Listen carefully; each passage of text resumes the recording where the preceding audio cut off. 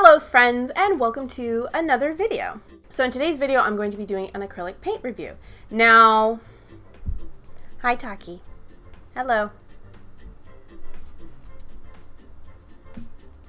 Now I love doing art supplies reviews. They're one of my favorite things to do. And luckily for me, a couple of weeks ago, the company GenCrafts contacted me and asked me if I would like to review a few of their products. And I was like, yes please, because I like paint. Anyway, so they sent me their 24 color watercolor set and their 24 color acrylic set. So I've already done a video on their watercolor set, and if you'd like to see that, I'll have it linked up in the cards above. But in this video, I'm going to be concentrating on their acrylic set. Here it is. I'm very, very excited for this because I love testing out new paints. And I thought I'd do something a little bit different with this one. I'm going to be doing a first impressions video where essentially I just play with them for the first time. I haven't touched these yet. I haven't done anything with them. Okay, no, that's a little bit of a lie. I did use a couple of the colors for the watercolor painting that I did, but it wasn't mixing anything together, and it was just basically using the white.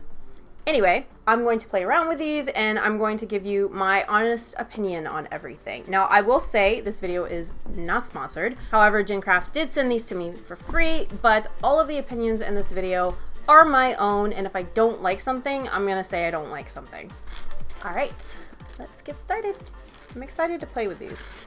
They look interesting. Here is the back, so let's open it. Alrighty, so we've got 1, 2, 3 trays. Let's just take out. I have to say, kind of liking the color selection. I think they've done a good job with putting together a good variety of colors. So you've got several different blues, several different greens, several different yellows, reds, that kind of thing. It's when you're first learning how to mix colors, it's really important to work with like different colors with like different temperatures. Something like this vermilion is going to have a different undertone from something like this crimson red. And my dog's hair is already all over this. So, ooh, I do like this. They have a gray in here. I like working with pre-mixed grays because you can just add in a little bit if you want to make it darker, add a little bit more black. If you want to make it lighter, add in a little bit more white. So that's nice. I have used the white already. So one of the things you'll notice about these caps, when you go to open them, they have a seal. So you have to take your cap, because it has like a little puncture in the top, and you have to puncture like that. All right, so let me open all these and then we'll swatch them. Alrighty, so I've got myself a little canvas board right here so I can make swatches, palette, water, that kind of thing. We're gonna do this tray first. Alright, so starting off with cerulean blue. A little dab. Alright, a little bit of water. And a little bit more paint. I didn't have enough paint on my brush the first time. So now something about me, I tend to apply paints very thinly. So I'm gonna try my best to like do thicker swatches. So, because I know some people paint like that. All right, now we're gonna do ultramarine. Ooh, okay. This was something that I noticed in their watercolors. Their ultramarine is a little bit more of a, whatchamacallit? Of a muted gray. Now for some people that might be a con, but for me it's like a huge pro because I am not a fan of the normal ultramarine. A little bit of a thicker one. I will say they do glide on nice and smooth, which is a good thing. I really like that color. I know it's weird and a lot of people love ultramarine because it's like really bright, vibrant blue. I don't like it because I like more muted blues. Let's do this manganese blue next. Or, I'm sorry, Aegean blue. Excuse my pronunciation. Ooh, that's pretty. Ooh, that one's nice and opaque too. That's a really pretty color. Like really pretty. You would think this would be more of a manganese blue versus this color blue, but it's really pretty. Part of the problem that you get whenever you do kind of like these digital colors like this. Now this is not like the only brand where if you put something down it's a little bit different from the color on the tube. Liquitex has that problem too. It mainly occurs when you use digital swatches for traditional mediums, because it's always going to look a little bit different. So just like keep that in mind. Ooh, this is pretty. Nice phthalo. The pigment load on these is very, very nice. The pigment load, I'm impressed. Pigment load can be a problem with more affordable materials. So I'm like how I'm doing this backwards. I started off doing thinner and now I'm doing thicker. I'm just gonna go with it. These are very nice washes. That's how you can usually tell when a paint has a really good pigment load, is if they make very, very nice washes. And I just got paint all over my hand. Why? Because I am clumsy like that. Kind of a normal occurrence with me. Ugh. One thing I'm also very appreciative right now is no smell. And I know that sounds like a really weird con, and I've mentioned this before in some other videos. Sometimes with more affordable paints, there's a smell. Not just with affordable paints, but I have dealt with some professional paints that have a little bit of a smell to them. And for me, it's a huge con because I have a very sensitive nose. But yeah, there's not really a smell to these, which is really nice. These colors are really beautiful. So far, I'm impressed. Like, these have been pretty good paints so far. Let's swatch a little bit more.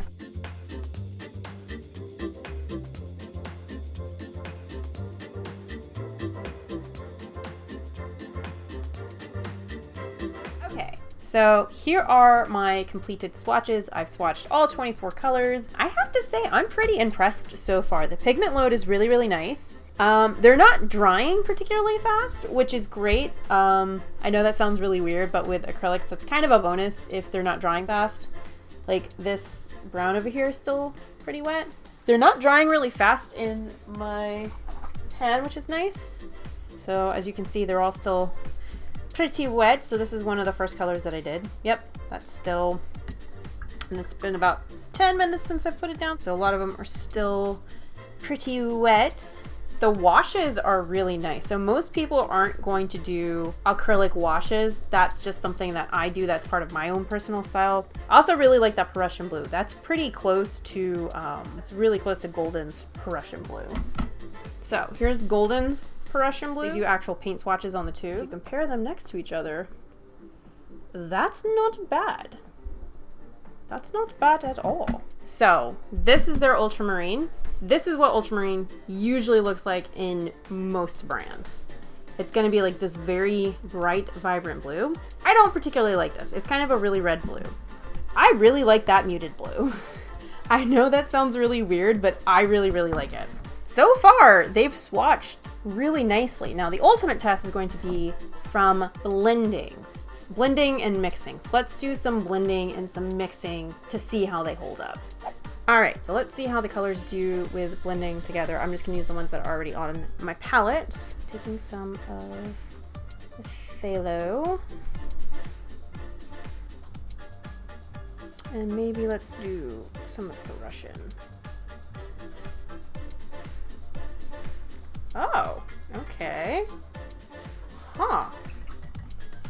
That's not bad. Let's do one that you can see a little bit better with. Yep, there's some green in there. My bad. Well, you know what, let's just roll with it. Let's see what happens when you mix these two together. Okay.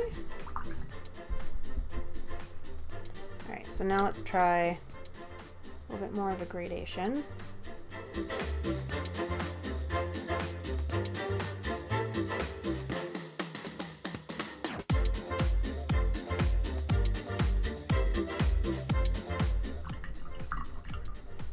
These are blending quite nicely.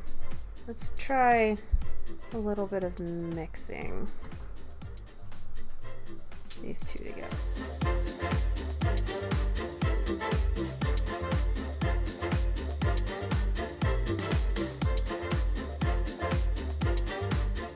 Very nice. Now, most people are not going to be working in such thin layers like I am. Some people are going to be a little bit more generous with their layers, so let's try something like that. I'm actually pretty impressed. There's usually two factors that go into when colors have a hard time blending together. Is one, the pigment, because there's not enough pigment, and two, it's because of the binder. Either the binder is just way too stiff, but this binder is very nice. Have to see how well they build up on each other, but yeah. Oh, and they're also not drying particularly fast, which is really nice, because sometimes with acrylics, like, you put them down like this and they instantly dry. Now, I will say that this is a canvas board, and paints do tend to dry a little bit slower on canvas boards, so I might go grab one of my ampersand boards to try that out with. But most people are going to be using something like a canvas board or canvas. Like, that blending's not bad at all. It's very nice. I have a feeling that these are actually going to build up pretty well.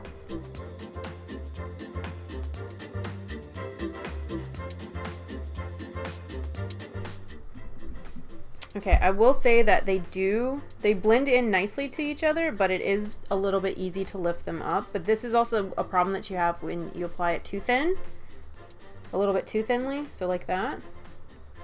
But this is something that can happen with professional paint as well.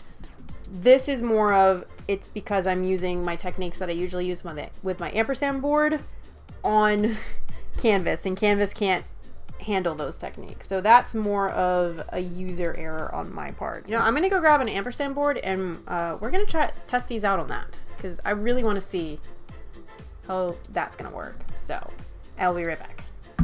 So I've got my gesso board. If you don't know what a gesso board is, it's by a company called Ampersand, and they're basically wood panels with a very, very absorbent surface.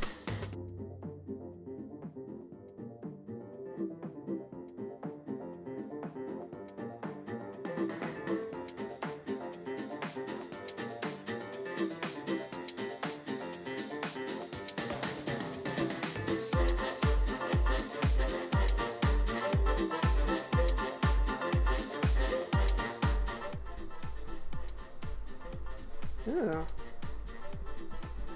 I actually think these would work really well with wood. So if you're a wood painter, I think these would be a great option for you. Not using that much paint, like, at all. Alright, I'm gonna set this off to the side and let that dry. Alright, so this is dry. This is dry, so I want to build up the color a little bit and see how well the color builds up.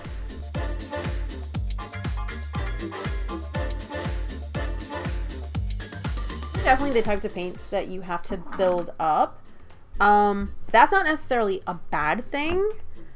That can kind of actually work in your favor. Now, I don't think these would be great for somebody who's trying to do like very textural art. You need a little bit of a stiffer binder for that. Yeah, these definitely do not have a stiff binder. The binder is actually quite soft. I would probably, these are not heavy body, they're definitely like a soft body. I think these would be really great for people who want to do very well blended works. I think that would work very, very well.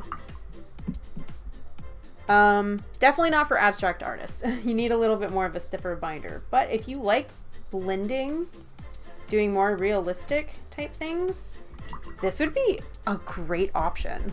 They build up quite nicely.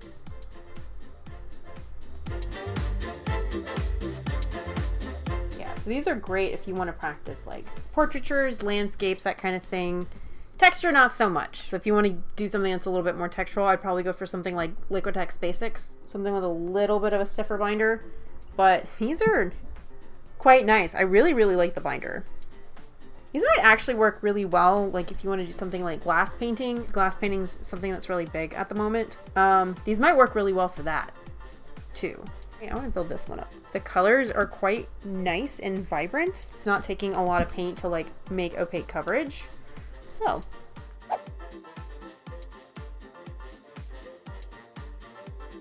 I have to say, I'm impressed by these. They're quite nice. They're pretty opaque. Colors selection in here is also really nice. Probably the most impressive thing about these is the pigment load. There's quite a bit of pigment in these paints. And secondly is the binder. The binder is quite nice and it's very easy to blend out. However, if you're the type of person who likes to do a lot of abstract artwork or very create a lot of impasto, these are probably not the paints for you. The binder's a little bit too soft for that, so you're going to want to go for something a little bit stiffer. But if you want to do something that's very well blended, where you can get a little bit of a more realistic blending, I think these would be a perfect choice for you. They're quite affordable, like their price is not bad at all. And yeah, I highly recommend these. I don't have any particular cons about them. I will say, I did say that most of them didn't smell. One had a little bit of a strong smell. Not bad though. Yeah. I really enjoyed these and I'm gonna keep using these. And I'm planning on doing a full piece using these acrylics. That's a hair.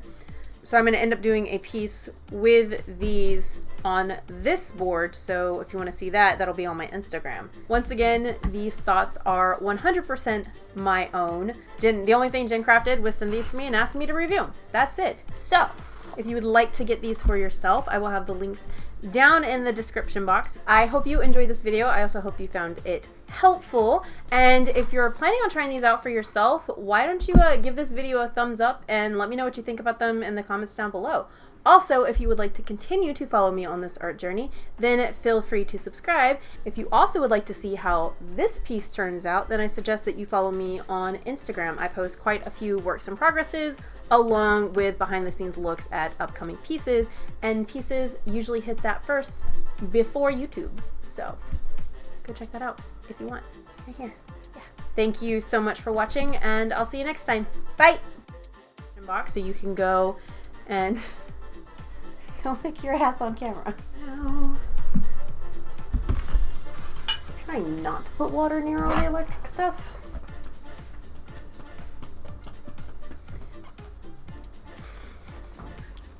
My boyfriend just snuck by. Anyway, so I buy, excuse me, and of course she's laying on the floor. You know, there's actually a pillow behind me with a blanket on it that she could lay down on, and instead she chooses to lay here on the carpet.